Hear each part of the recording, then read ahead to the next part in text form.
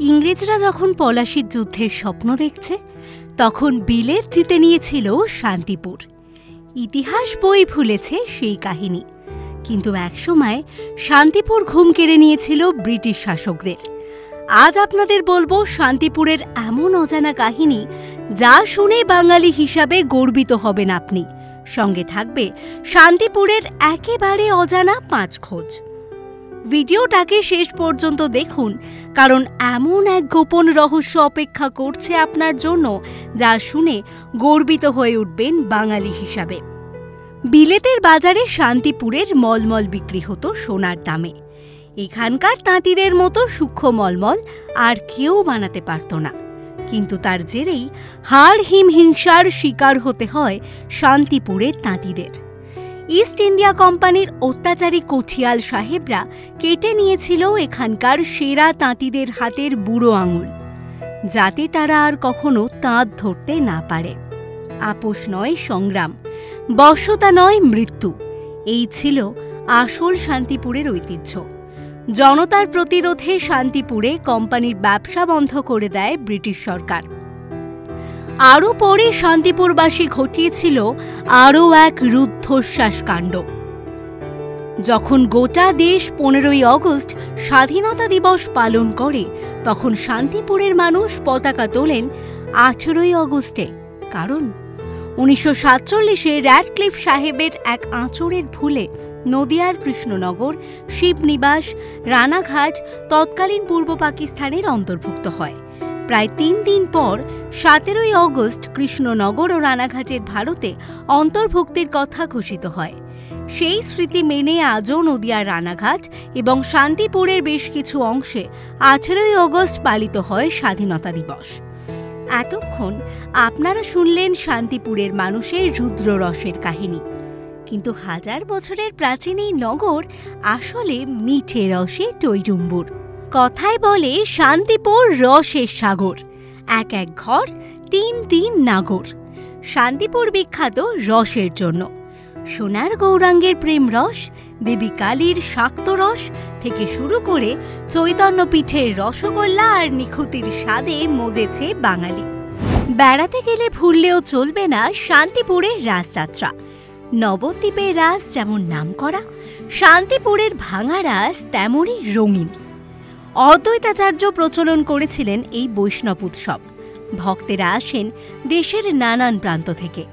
শোভাযাত্রায় থাকে রাই রাজা, ঝাড় বেরোয়ারি, ফানুস আর পরের দিন ঠাকুর নাচ। কুঞ্জভঙ্গে মুখর থাকে রাজপথ। নদিয়া জেলার শান্তিপুরের দোল উৎসব রাসযাত্রার পর দ্বিতীয় শ্রেষ্ঠ উৎসব বলে পরিচিত। এখানকার দোল উৎসব একদিনের নয়, চলে রামনবমী পর্যন্ত। সারা শহর রঙে রাঙা হয়, আর গৃহস্থ বাড়িতে হয় হাজার হাজার গোপাল পুজো। বিশেষ করে শ্যামচাঁদ ও গোকুলচাঁদের মন্দিরে যে দোল হয় তা দেখতে ভিড় করেন হাজারো ভক্ত। এ যেন শুধু রং নয়, চৈতন্য ভক্তির রসে স্নাত এক বৈষ্ণব উৎসব। শান্তিপুরের এই দোল আপনি একবার দেখলে ভুলতে পারবেন না কখনো। ভারতের সর্বত্র রথযাত্রা মানেই জগন্নাথ দেব। সেখানে চৈতন্য পার্ষদ অদ্বৈতাচার্যের সাধন পীঠ শান্তিপুরের রথযাত্রা প্রধানত রঘুনাথের রথযাত্রা। শান্তিপুরের সবচেয়ে প্রাচীন রথটি বের হয় বড় গোস্বামী বাড়ি থেকে। রথের বয়স আনুমানিক 300 বছর। রথের প্রধান দেবতা রঘুনাথ, সঙ্গে জগন্নাথ দেব। আর একদম পরের মুহূর্তে অপেক্ষা করছে গাজী মিয়ার বিয়ের মেলা। নদিয়ার শান্তিপুরে 400 বছরেরও প্রাচীন গাজী মিয়ার বিয়ে এখন উৎসবে পরিণত হয়েছে। শান্তিপুরের মালঞ্চে বৈশাখের শেষ রবিবার উদযাপিত হয়। এই উৎসবে ঘুচে যায় ধর্মের ভেদাভেদ। গাজী মিয়া ছিলেন পারস্য সম্রাটের সেনাপ্রধান। তার সঙ্গে জহুরা নামে এক মেয়ের বিয়ে ঠিক হয়। বিয়ে করতে যাওয়ার পূর্ব মুহূর্তে যুদ্ধের ডাক আসে, বিয়ে বন্ধ হয়ে যায়। যুদ্ধক্ষেত্রে গাজী মিয়ার আর খোঁজ মেলেনি কখনো। অন্যদিকে অপেক্ষা করতে করতে মৃত্যু হয় জহুরার। সেই দুজনে আজও একাকার হয়ে রয়েছে শান্তিপুরের মেলার ময়দানে। অসমাপ্ত প্রেমের এই কাহিনীকে স্মরণীয় করে রাখতে এই মেলার সূচনা করে স্থানীয় মানুষরা। গাজী মিয়ার কাছে মানত করলে সন্তান লাভ থেকে রোগমুক্তি সব সম্ভব বলে বিশ্বাস। শেষে হোক মিষ্টিমুখ। একসময় স্বাদু গন্ধের জন্য বিলেতের চায়ের টেবিলে অপরিহার্য ছিল শান্তিপুরের দোলচিনি, কিন্তু আজ ভোজন বিলাসীরা জানেন শান্তিপুর মানেই নিখুঁতি। প্রায় 200 বছর আগে শান্তিপুরে ভোলা ময়রা আর তার মেয়ে নিখুঁতির হাত ধরে জন্ম এই মিষ্টির। আবার বৈষ্ণব ভূমি শান্তিপুরে রসগোল্লার জনপ্রিয়তা এমন প্রবল ছিল যে একসময় লোকে মনে করত রসগোল্লার উৎপত্তি বুঝি শান্তিপুর। হারাধন ময়রার হাত ধরে এখানকার রসগোল্লা পাড়ি দিয়েছিল কলকাতায়।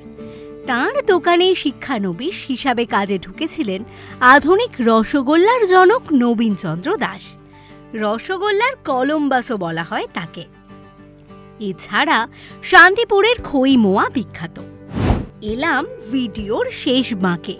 তাতে লেখা প্রতিরোধ, ইতিহাসে গাঁথা গর্ব, রাসে মিশে থাকা রং আর মিষ্টির রসে ভেজা হৃদয়, এটাই শান্তিপুর। যদি ভিডিও ভালো লেগে থাকে তাহলে আবার প্লে করে দেখুন, কারণ প্রত্যেকটা অধ্যায়ে লুকিয়ে আছে নতুন চমক। আপনাদের ফিডব্যাক নিচে কমেন্ট করে জানিয়ে দিন কোন অংশ আপনার সবথেকে বেশি ভালো লেগেছে। সাবস্ক্রাইব করতে ভুলবেন না, কারণ বাঙালির অজানা ইতিহাসের গল্প নিয়ে আবার ফিরবো আমরা।